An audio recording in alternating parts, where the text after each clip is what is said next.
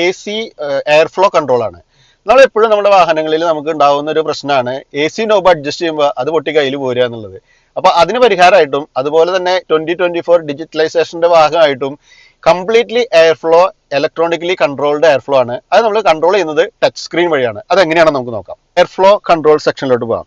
അപ്പോൾ ഒരു പുതിയൊരു ഇന്റർഫേസ് കാണാം. ഈ ഇന്റർഫേസിൽ നമുക്ക് ലെഫ്റ്റ് ആൻഡ് റൈറ്റ് നമുക്ക് സെപ്പറേറ്റ് കൺട്രോൾ ചെയ്യാം.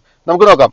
ഇതിൽ തന്നെ ഓപ്ഷൻ ഉണ്ട് ഓൺ ബോഡി, അതായത് കസ്റ്റമറോ അല്ലെങ്കിൽ ഡ്രൈവറോ അല്ലെങ്കിൽ കോ പാസഞ്ചറോ ഇരിക്കുന്നവർക്ക് മാത്രമായിട്ട് എയർ ഫ്ലോ കൺട്രോൾ ചെയ്യാം, ഇല്ലെങ്കിൽ അവരുടെ ഓഫ് ബോഡിയിലോട്ട് കൺട്രോൾ ചെയ്യാം. അതുപോലെ തന്നെ മോഷൻ ഓപ്ഷൻ. ഇപ്പൊ നമുക്ക് നോക്കാം, ഇപ്പോൾ എയർ ഫ്ലോ ചെയ്യുന്നത് മോഷൻ വൈസിലാണ്, അതായത് അപ്പ് ആൻഡ് ഡൗൺ, അത് ഫുൾ സർക്കുലേഷനിലാണ് പോകുന്നത് ലെഫ്റ്റ് സൈഡ്. എന്നാൽ റൈറ്റ് സൈഡ് ഓപ്ഷൻ നിൽക്കുന്നത് ഓൺ ബോഡിയിലാണ്. ചെയ്തിട്ടുണ്ടെങ്കിൽ ക്ലോസ് ചെയ്യാനുള്ള ഓപ്ഷനും, അതായത് കംപ്ലീറ്റ്ലി നമ്മളുടെ എയർ വെന്റ് ഓഫ് ചെയ്യാനുള്ള ഓപ്ഷനും നമുക്ക് ടച്ച് സ്ക്രീൻ വഴിയാണുള്ളത്. അതായത് ഇതിന് ഒരു സെപ്പറേറ്റ് നോബോ സെലക്ഷനോ ഒന്നുമില്ല എന്നുള്ളതാണ് ന്യൂ 2024 നോട്ട്ലെസിന്റെ പ്രത്യേകത.